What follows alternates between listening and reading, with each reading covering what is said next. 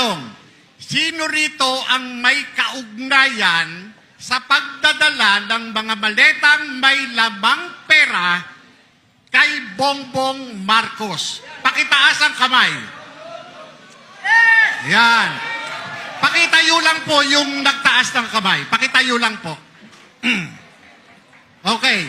Yung nandito sa kanan, ano ang kaugnayan mo doon sa pagde-deliver ng pera na nasa maleta kay Bongbong Marcos?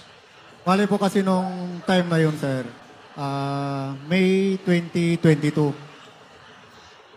Kami po yung nagdala ng 5 maleta na large from Horizon Homes. Dinala po namin sa Delta Gate hangar sa Pasay City. Isinakay po namin sa Lexus na itim na plate number NFX 8886. At saka pinakapan po namin ng Hilux na bulletproof din na black, plate number Eco Alpha Foxtrot 7121. At yun po yung dinala nila Sergeant Tube at saka ni Boss Saldi doon sa Ilocos.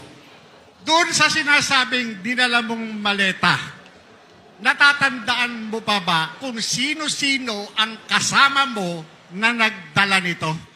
Yes, sir. Ang driver po namin noon ay si dati kong kasama na si driver Nelson Paira.